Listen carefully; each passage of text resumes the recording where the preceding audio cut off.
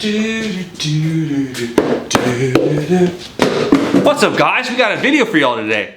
Those are on the bike. Today's video is gonna be part 1 of 2 of the Kuryakyn Lodestar driving lights. First out the gate, we're gonna be utilizing a floodlight. You have your choice between flood and spot. In the video, we're gonna touch base on both of them as well as show you in comparison how each one looks inside the garage. We wired up to the portable power bank that we have so that we can get an idea of how they look. As well as at the end of the video, you see the lights, how the lights look when we're riding. It disperses light over a wider area versus one concentrated area in front. But I am excited to try out the spotlight. So we've been running these for about a week. I truly enjoyed them. They are extremely bright. That they are 750 lumens and they are aimed towards the ground because so that way they're not directly in people's faces. But even during the day, I've had a couple people flash their hydrants at me because I like visibility, especially at sunset. Whenever you get silhouetted, some people may not see you even with whatever LED headlight that you have. And so again, y'all know that I harp on visibility a lot. But at night, because they are so bright, even though they are pointed at the ground, with it being a flood, that it still shines pretty bright up everywhere else. And as a courtesy to the other drivers, also because I'm not trying to get a ticket, that we turn them off at night. Where the second part of the video coming at a later point in time is going to be part 2, which is going to feature the spot version of the Lodestar LED driving lights. These are also 750 lumen, and you're going to see in the video that the connections are really sweet. That these are approximately around the $200 range, but one of the things that you are going to be needing is to purchase separately a set of clamps depending on what system you're running. These are from Amazon. All links are going to be in the drop down section below, where we have a hoop style crash bar, so we're able to just clamp them together with some Allen bolts, and that's how they are mounted. And then we utilize whatever came with the kit to connect them, and we have them on a quick disconnect, so that way in the event that something like that happens, we can unplug our lights and then just go from there. I hope you all enjoyed today's video, and if you do, be sure to hit that like button. And if you find any value from it, hit that subscribe button. And while you're there, bump on over and hit that bell to be notified of any future videos when they drop, as soon as they drop. And as a reminder, be sure to check out all the links below at no cost to you by selecting one of the Amazon affiliate links. When purchasing something on affiliate links, you help out the channel directly. Be sure and also check out firstmfg.com. We have a new discount code for y'all. It's going to be CR25. That saves you 25% off your order, even the custom vest orders. Winter is coming to Central Texas, so now is the time to check out the jackets that they have, as well as some of the riding shirts to pair with your jacket. So be sure to check them out, all in the drop down section below. Now enjoy the video. Here are the 2 different lights. This is one set. This is going to be your spot beam. This one's going to be a 750 lumen high output driving light. The other one's going to be the same lumen, 750, but this one's going to be a flood beam versus the spot. And on the box they have an illustration of what is included in here. This I thought was pretty neat. This is going to be the flood since we're installing these. We're going to go ahead and just open this one first. It comes with this really cool wiring that comes with this connector. This is going to connect to your light. So this is how it comes with this mount. Now your Harley may not have anything to mount this with. What we're going to be utilizing is a set of C-clamps. There's going to be a set of clamps that we picked up from Amazon, but you have your connector, and then this is where it plugs into on the back of the light. That you'll plug that in, so that way if you need to remove it, disassemble something, you can just go ahead and unplug it and then mess with your wiring from there. Then you have all this excess wiring, and that way you can wire them however long you need to, and you have room to work with. Then this is going to be the spot. You're going to include the same wiring. And then here are the 2 side by side. So the difference between the flood and the spot is going to be the glass that's in front of it. This is one of each set. You have your spot and then you have your flood here. As you can see, the glass interface is going to be a little bit different. That's going to give you that effect of a spot. It's got a clear face glass, so that way the light can shine directly through. You have your LEDs here in the back. And you have 2 screws on the front face that look like Torx. And I believe there's some sort of a tap system here. Yeah, that way if you need to access it, you just depress these out and you have them across the light should you need to gain access. The flood, where it's got a different glass face of what you could probably reference as church window style mosaic, where it's got small windows in each, and it's helping the light. It's going to help the light disperse over a larger area and be a lot softer than the spot. And it's going to be a similar construction. You have these tabs that if you need to gain access to the LEDs or the plate, the front plate, that you can just lift these up and remove those, and it'll allow you access. And it looks like it's going to be the same pattern. Comparing it to a set of Bother LED lights that we got from Amazon, this is a multi-function. You can choose between white, yellow. There's white and yellow together. Then there's a strobe of just white, of just yellow, as well as white and yellow. But in order to get to those functions, say you wanted yellow, you would have to turn whatever your system was on, off, and then on, so that way we get to the second function and so forth. Here are the clamps that we purchased. This is going to be separate. All the links are going to be the drop down section below, but it's just going to be a clamping system that allows you to mount it to the crash bar. We're utilizing a Cobra USA crash bar. Shout out to Kuryakyn for coming on board and allowing us the opportunity to compare these two lights. So you have your Kuryakyn Lodestar Spot, and you have your Kuryakyn Lodestar Flood. These are both 750 lumen. We're going to give you a quick example of how they are individually, how they look, if you can notice a spot on the wall as well as the flood.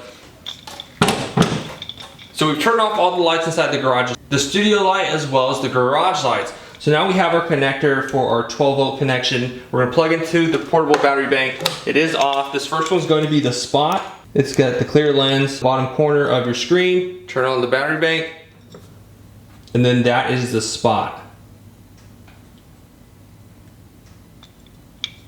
It's bright, but as you can see in the center, there is a hot spot, and then you can see a softer ring around it, where it still disperses. It still has good light coverage, but you do have that concentric area where the light is being focused on. Turning it off, we're gonna go ahead and unplug it from the Spot and plugging it into the Flood. So you like the same connection. This is plugged in. We're gonna be turning on the battery bank. You have the light here in the bottom corner,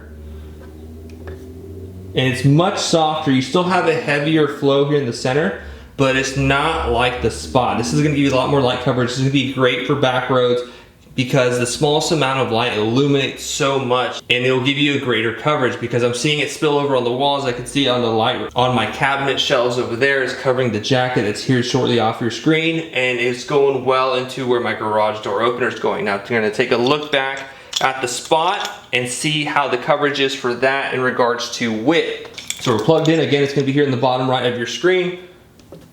And the coverage is much more reduced. We have the hotspot here in the center, and it's going to where there is some very minimal light pollution or light spillage on our shelf. But for the most part, you have at least a foot from our shelf, which is off screen, because pretty much where the light ring ends, you can see it just here where it's still a little bit light. That's where it ends, and the Flood was well covered over there, more even. So for backroad application, I'm gonna go ahead and have to give it to your Lodestar floodlight versus the Spotlight, but each has their own application in their own respect.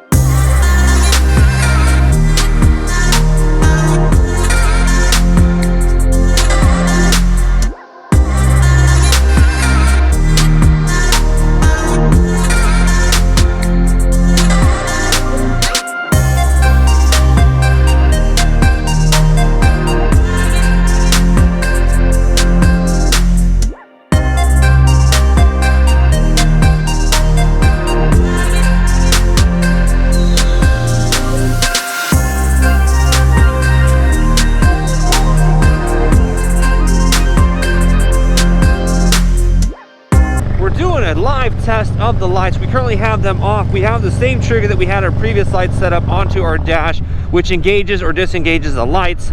We are going to be turning down this road because it was pretty dark last time, even with just. So we're going to turn left. We're also going to be doing down there because that looks pretty dark. So here they are off, and then turn them on.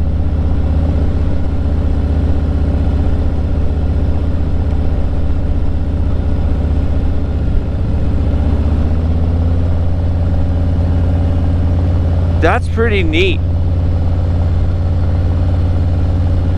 That I don't get much light spill or extra light in front, but it actually, yeah, there is some that I can see where in the corner, if you look kind of by the fairing and just slightly outward a little bit, you can see that it does increase some visibility out in that direction. But my main reason for enjoying the floods over the Spot, yes, Spot will help increase kind of like an extra headlight, but you can see it kind of in the corner by the mirror as well. It's going to help light up the sides for the rural country back roads and just give you a little bit more added visibility. I can definitely see that at night on the darker roads without this light pollution from all these street lights is going to make it so much brighter than not having them. We're gonna try it over here in this dark area. It just feels creepy. Just go and turn it off. and we're just gonna be right here. So we're gonna turn off our high beam. That is the standard light, and with this high beam from Rogue Rider Industries, it lights up kind of a spot in the center. So low beam, high beam, I like that. It's well in front of me that I can see what's coming, but even then, sometimes on darker highways, if you have glare coming from other cars, it's difficult to see. Most of the time, I just run with the high beam on. It sucks for other drivers, sure, but again, added visibility, I do like that. So now we're gonna turn on the fog lights, Lodestar lights, and definitely much brighter directly in front of me that I can see any debris well in, I'm gonna say a bike to even 2.5 bike lengths in front of me. I for sure know what is in front of me. Now if we turn off the high beam, that's how it looks.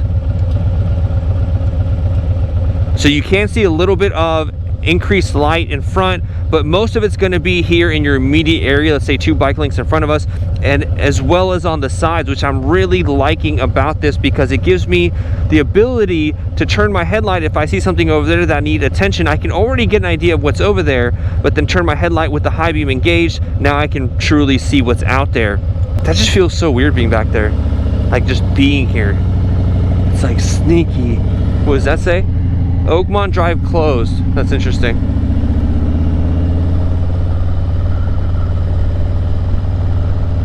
So we're coming out here to get our favorite little rock. That's cool. I like that. Haha. Y'all, this is my super secret rock that we've used for several photos. It almost looks like I put an R there for rock, but that was just there. So which side's darker? I think that side's darker. We're gonna go over there. I don't want to dent my tank. And it's almost like a kickstand, like a wheel chock. Yeah, it's dark out here. Definitely dark. All right, so there's nothing on right now. And that is the lights. So what you see, this V, it's from the wheel. This light's crossing over this way, it's getting that shadow, and then this shadow's coming from this light. So that is how they look with just the floodlights. They're extremely bright, that for a driver looking in the rear view window, if you're coming up, these are definitely really bright, even though they're angled closer to, they're angled facing more towards the ground with just a smidge. So that way, because these are pretty much direct with a slight angle down. And then that is with our low beam and the fog lights. Look at that, that is some visibility. Now let's go ahead and engage our high beam. You can see there's a V, and then that circle comes right in the middle of it. Jesus. I feel like now we just need our LEDs to be brighter.